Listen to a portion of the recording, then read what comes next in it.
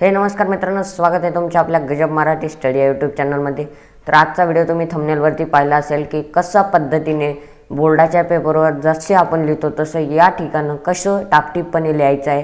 तर हा व्हिडिओ आपण घेऊन आलो। जर व्हिडिओ आवडला असेल तर लाईक करायला विसरायचं नाही आहे तुम्हाला, आणि सबस्क्राईब करायला पण विसरायचं नाही। भरपूर जण व्हिडिओ पाहतात आणि लाईक शेअर करत नाही। तर तुम्ही मागच्या व्हिडिओचं मी काल प्रश्नपत्रिका टाकली होती, त्याला चांगला प्रतिसाद दिलेला आहे, तसंच यालाही द्या आणि तुम्ही सबस्क्राईब करत चला। ठीक आहे, तर चला वेळ न घालता व्हिडिओला सुरू करू।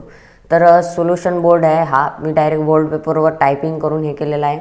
तर या ठिकाणी क्वेश्चन नंबर असं या ठिकाणी तुमच्या उत्तरपत्रिकेवर असेल, क्वेश्चन नंबर 1 ए या ठिकाणी तुम्हाला ते टाकावं लागेल। ठीक आहे, क्वेश्चन नंबर 1 ए हे तुम्हाला टाकावं लागेल।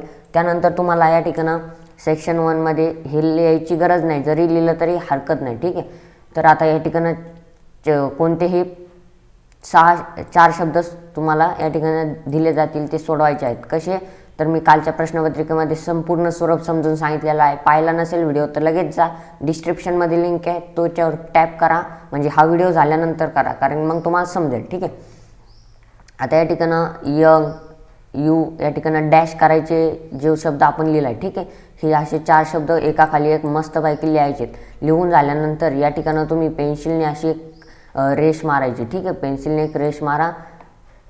आता या ठिकाणी माझ्याकडे हे नाही नीट, पण सरळ रेष मारा। ठीक आहे, अशी या पद्धतीने सरळ रेष मारायची ह्या लाईनवर। ठीक आहे, आणि त्यानंतर तुम्हाला आता लगेच दुसरा आकडा टाकायचा आहे लँग्वेज स्टडीमधला।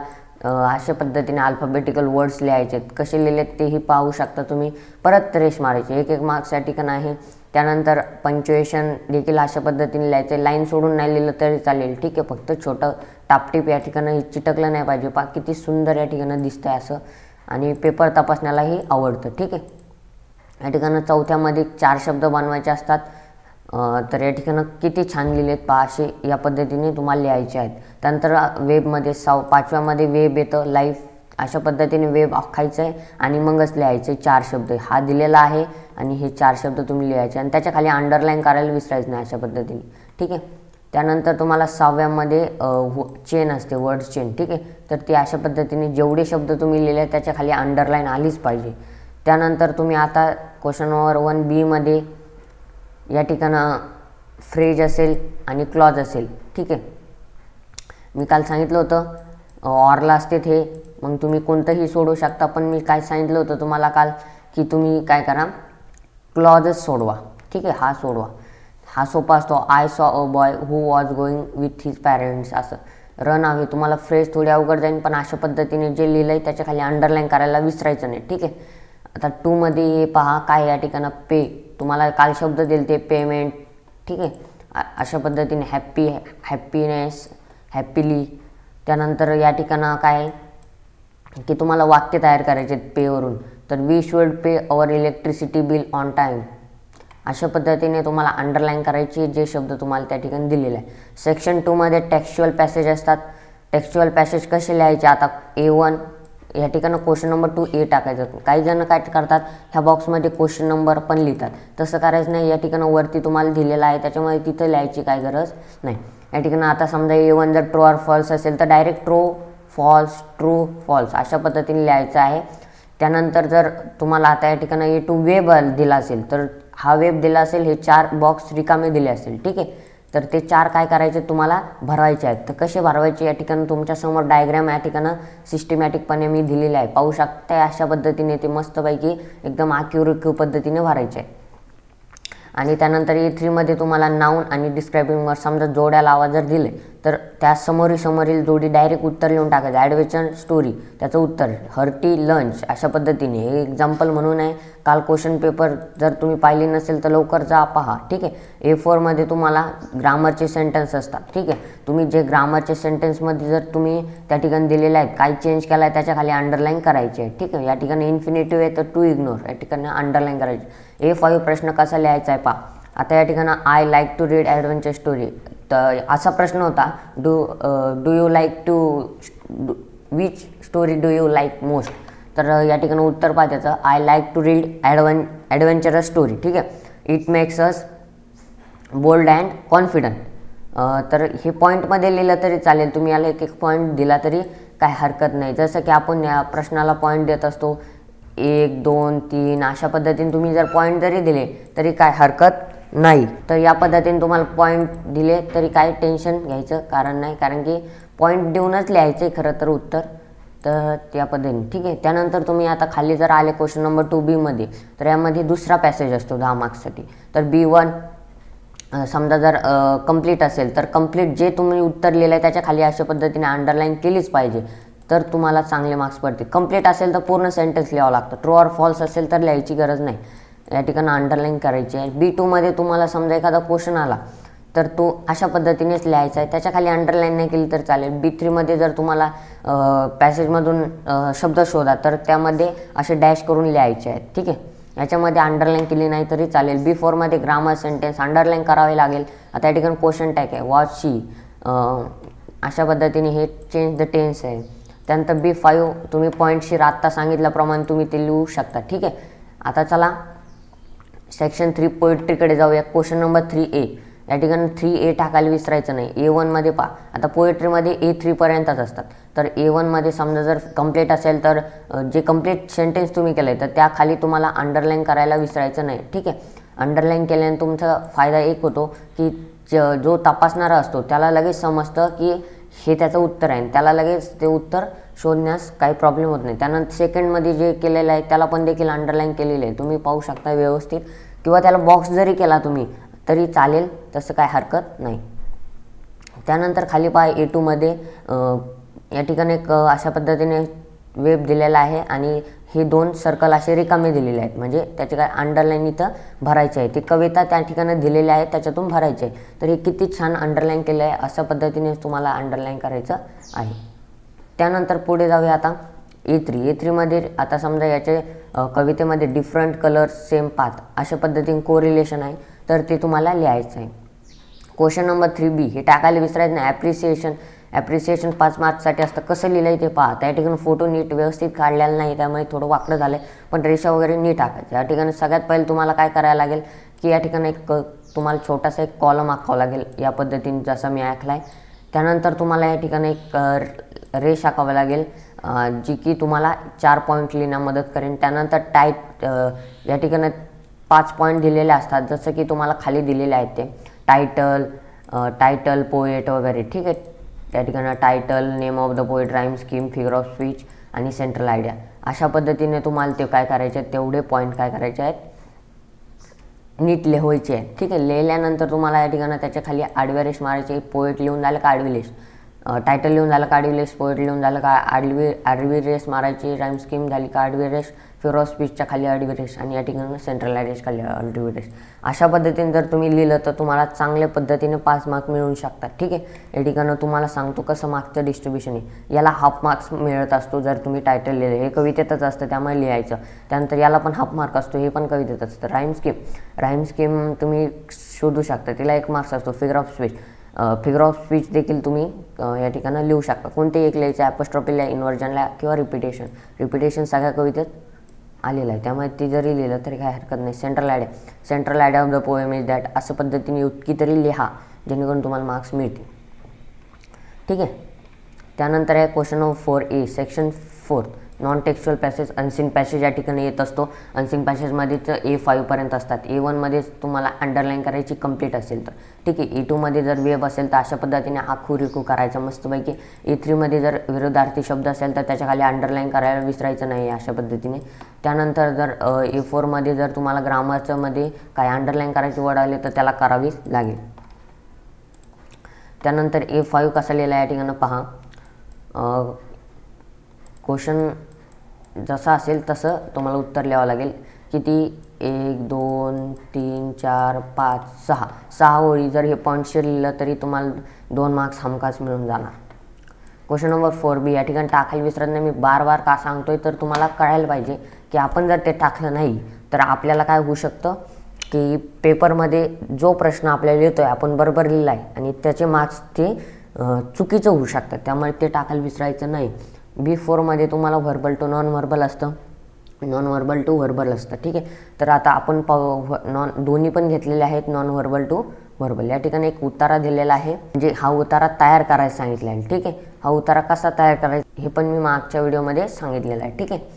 तर चला इथं पहा, या ठिकाणं तुम्हाला पॉईंट दिलेले आहेत प्रश्नपत्रिकेमध्ये, ते ॲप्रोप्रिएट टायटल द्यायचं. या ठिकाणी टायटल पहा कसं दिलं आहे. मी इथं सजेस्ट करेल हे सोडू नका, पण तुम्हाला जर येत नसेल, खालचं जर अवघड दिला, खालचं अवघड नसतं पण जर असेल तर ठीक आहे, एक टायटल टाकायचं आहे. त्यानंतर सेंट्रल आयडिया और थीम. सेंट्रल आयडिया जशी आपण ॲप्रिसिएशनला लिहितो तशी ॲप्रोप्रिएट लँग्वेज, मस्त तुम्हाला ग्रामरचे सेंटेन्स यूज करायचे आणि 5 मार्क घ्यायचे आहेत. जर तुम्हाला हे अवघड गेलं तर तुम्ही व्हर्बल टू नॉन व्हर्बल किंवा नॉन व्हर्बल टू व्हर्बल दोन्ही पण करू शकता. तुम्ही नॉन व्हर्बल टू व्हर्बल या ठिकाणं माझ्याकडून राहिले, ठीक आहे. आता जाऊया या ठिकाणं A5 लेटरकडे. मी लेटरची जाहिरात या ठिकाणी घेतली कारण तुम्हाला समजून सांगायसाठी. तर पहा, imagine you are Sanjay Sanjana Bhosale, म्हणजे तुमचं नाव या ठिकाणं संजय, जर मुलगा असेल तर संजय भोसले, मुलगी असेल तर Sanjana Bhosale. Room number B10 Sainagar Purva colony Amravati. इथपर्यंत तुमचा ॲड्रेस आला. तर आता पहा हा ॲड्रेस कसा लिहिला मी डायरेक्ट दाखवतो आहे. इन्फॉर्मलच सजेस्ट करेन मी, कारण इन्फॉर्मल इजस्ट. Sanjay Bhosale, room number B12 Sainagar Purva colony Amravati. Date तुम्ही त्या दिवशीची टाकू शकता, पत्रावर आधारित डेट आहे. तर पहा आता या ठिकाणं अटेम्प्ट A1, कोणते A1 आणि A2 हे मी कालही सांगितलं आहे आणि आजही सांगतो आहे. इन्फॉर्मल लेटर जर लिहित असाल तर पहा, look at the poster. Poster खाली या ठिकाणी एक पोस्टर दिलेलं असतं, ते पॉईंट सगळे वाचायचे, नंतर वाचा. आधी ॲडव्हर्टाईज वाचून घ्यायची, कारण की ॲडव्हर्टाईज समजली तरच तुम्हाला पोस्टरमधील पॉईंट कशासाठी दिले ते कळेल. Write a letter to your brother. कोणाला कशाविषयी? Road safety week. Write a letter to your brother कशासाठी? कोणाला लिहायचं पत्र? ब्रदरला. तर पहा, अबाउट सेफ ड्रायव्हिंग. कशासाठी? Safe driving. Is the point given in poster, add your own point. आपल्या मनाने देखील पॉईंट तुम्ही हे करू शकता. तरी इनफॉर्मलच सजेस्ट करेन मी. फॉर्मलमध्ये तुम्हाला अवघड जाऊ शकतं आणि वेळ जास्त जाऊ शकतो. Safe driving is only best opinion. Remember, ह्या ठिकाणी हे पॉईंट वाचायचे आहेत, तुम्हाला एवढे दिलेले आहे. आणि त्यानंतर तुम्हाला या ठिकाणी थ्रिल किल्स या ठिकाणी म्हण दिलेलं आहे, स्पीड थ्रिल्स बट किल्स ही देखील लिहावं लागेल. Safety first.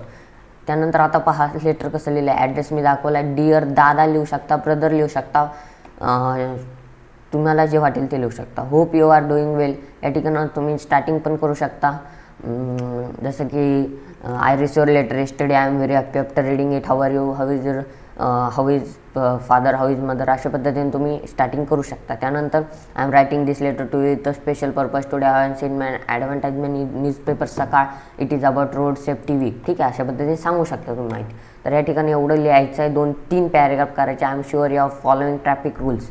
ठीक आहे, आणि convey my regards to all your loving brother.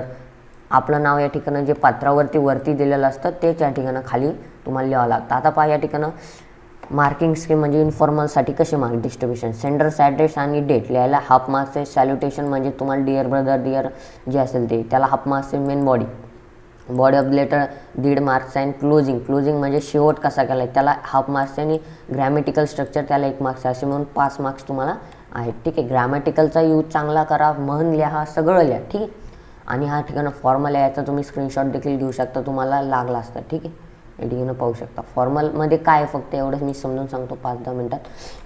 पहा या ठिकाणं ॲड्रेस तोच लिहायचा असतो, फक्त टू कोणाला ते पत्र लिहायचं एवढं लिहायचं. सब्जेक्ट लिहावं लागतं याच्यात, विषय मराठीमध्ये जसं असतो. रिस्पेक्टेड कोणाला लिहायचं आहे तर सर, तर या ठिकाणी लिहायचं आहे. मग तुम्हाला युअर फेथफुल संजय भोसले. ठीक आहे, अशा पद्धतीने तुम्हाला काय करायचं आहे या ठिकाणं लिहायचं आहे. इझी आहे, बाकी काय नाही. याला देखील तसेच मार्क्स मिळणार आहेत. क्वेश्चन नंबर 5B या ठिकाणं प्रश्न दिलेला असतो, त्यामुळे तुम्ही डायरेक्ट क्वेश्चन नंबर 5B टाकायचं आहे. पण या ठिकाणं डायलॉग आहे, डायलॉगच सजेस्ट करणार मी. A, B आणि C हे कालही सांगितलं, आजही सांगतो. या ठिकाणं सिक्वेन्स तुम्हाला 2, 4, 1 आता हे सिक्वेन्स लावायचा आहे. आता या ठिकाणी अंक लिहा किंवा नका लिहू, डायरेक्ट सेंटेन्स लिहिलं तरी चालेल. त्यानंतर तुम्हाला या ठिकाणी दिसतं आहे की how much is the SSC exam fees, हे लिहावं लागतं. It is rupees. जे उत्तर आलं आहे त्याच्या खाली अंडरलाईन करायला विसरायचं नाही. त्यानंतर clear the last date when is the last date to submit the exam form, the last date is 15 जानेवारी तुम्ही लिहू शकता. ठीक आहे, त्यानंतर असा डायलॉग आहे कशावर, you are participate yoga or not, have already taught different asan, म्हणजे इम्पॉर्टन्स ऑफ योगा विषय. ठीक आहे, तर एवढ्या टीचर आणि स्टुडंटमध्ये हा संवाद चालू आहे. तर त्यानंतर तुम्ही लिहू शकता. ठीक आहे, त्यानंतर ड्राफ्टिंग अ स्पीच लिहा. याला ऑर आहे पण मी सजेस्ट करेन हेच लिहा. स्पीच लिहू नका, कारण की खूप मोठा वेळ जातो याच्यामध्ये. पहा या ठिकाणी ॲप्रोप्रिएट बिगिनिंग कंक्लुजनला 1 मार्क्स आहे. त्यानंतर use a given points addition new points, तिथं पॉईंट्स दिले. ॲप्रोप्रिएट लँग्वेज वापरावं लागते, चुकली तर मार्क्स जातं त्याचे. डायलॉग इझी आहे, डायलॉगला. नॉन व्हर्बल टू व्हर्बल या ठिकाणं पहा, या ठिकाणं नॉन व्हर्बल टू व्हर्बल कसं आहे, इथं टायटल द्यायचं आहे. Title, use given points, appropriate beginning and conclusion. हे मी सजेस्ट करणार नाही, पण तुम्हाला पाहायचं असेल तर इतकं लिहावं लागतं. ठीक आहे, टायटल लिहावं लागतं, चांगले पॉईंट्स लिहावं लागतात, फुल स्टॉप कॉमा सगळं पाहावं लागतं. त्यानंतर ओव्हरमध्ये असतं verbal to non verbal. How to maintain balance in nature. ठीक आहे, ही डूज अँड डोंटचे वाक्य ते इझी आहेत, भरपूर इझी आहेत. तर जर डूज म्हणजे जर पॉझिटिव्ह असेल तर डूजमध्ये टाकायचं, जर निगेटिव्ह असेल तर डोंट्समध्ये टाकायचं. समजा we should cut tree, we do not cut tree असं आलं. We should plant more tree म्हणजे केलं पाहिजे, तर हे डूजमध्ये टाकायचं. अशा पद्धतीने खूप सोपं आहे. डूज अँड डोंट आलं तर तुमचे मार्क्स पक्के 5 मार्क्स. ठीक आहे, आणि याला असा चार्ट आखायला विसरायचं नाही. भरपूर जण काय करतात, याला चार्टच आखत नाही आणि चार्ट न आखल्यामुळे त्यांचे मार्क्स जातात. त्यामुळे असं सगळ्यात पहिले एक चार्ट आखायचा, त्यानंतर त्याला एक मधून भाग पाडायचा त्याचा, आणि इथं तुम्हाला इथे एक भाग पाडायचा आणि या ठिकाणं तुम्हाला लिहायचं आहे डूज आणि डोंट. ठीक आहे, अशा पद्धतीने. आता B1 म्हणजे या ठिकाणं तुम्हाला क्वेश्चन नंबर या ठिकाणी नाही आला, पण बी मधला. ठीक आहे, न्यूज रिपोर्ट रायटिंग हेच लिहा. आता टायटल लिहावं लागतं न्यूज रिपोर्टमध्ये, जे तुम्हाला आलं ते. कुठून, न्यू दिल्लीला, मुंबईला, पुणेला, जर त्याच्यात आलं असेल तर त्याचं गावाचं नाव टाका, नाही तर आपल्या मनाने टाका. तारीख लिहा आणि या ठिकाणं सुरू करा. ठीक आहे, त्यानंतर या ठिकाणं सगळ्यात पहिले टायटलला 1 मार्क्स आहे, व्होकॅब्युलरी अँड ग्रामरला 1 मार्क्स आहे, ॲप्रोप्रिएट पॉईंट आणि एक्झाम्पल पण द्या, त्याच्यात 2 मार्क्स आहेत. लॉजिकल ऑर्डर कंक्लुजन 1 मार्क्स आहे. आता या ठिकाणं पहा, ऑरला स्टोरी आहे. स्टोरी खूप मोठी लिहावं लागते, त्यामुळे मी हे सजेस्ट करणार नाही. स्टोरी कोणती येऊ शकते तिचा आपल्याला अंदाज नाही. त्यानंतर आहे आपला आता शेवट क्वेश्चन नंबर 7मध्ये ट्रान्सलेशनमध्ये काय मित्रांनो, तर तुम्हाला कसं डायरेक्ट मराठीत लिहायचं आहे. पहा या ठिकाणी 6 शब्द दिलेले आहेत. आता बगीचा, गार्डन, आठवणी, शास्त्रज्ञ, सहल, या ठिकाणी एकदम सिरियल वाईज या ठिकाणी अशा पद्धतीने ती लिहायची आहे, जेणेकरून ती एकदम सुटसुटीत वाटतं आणि काही खाडाखोड वगैरे करू नका पेपर. बीमध्ये 4 शब्द म्हणजे 4 वाक्य लिहायचे आहेत, जे की मराठीतूनच लिहायचे, प्रश्न लिहायची गरज नाही. बीमध्ये म्हणजे ते दुसऱ्यांशी नेहमी आदराने बोलणे, या ठिकाणी अशा पद्धतीने इंग्लिशचे ट्रान्सलेट करायचे सेंटेन्सेस. त्यानंतर सीमध्ये असतं म्हण ट्रान्सलेट करणे.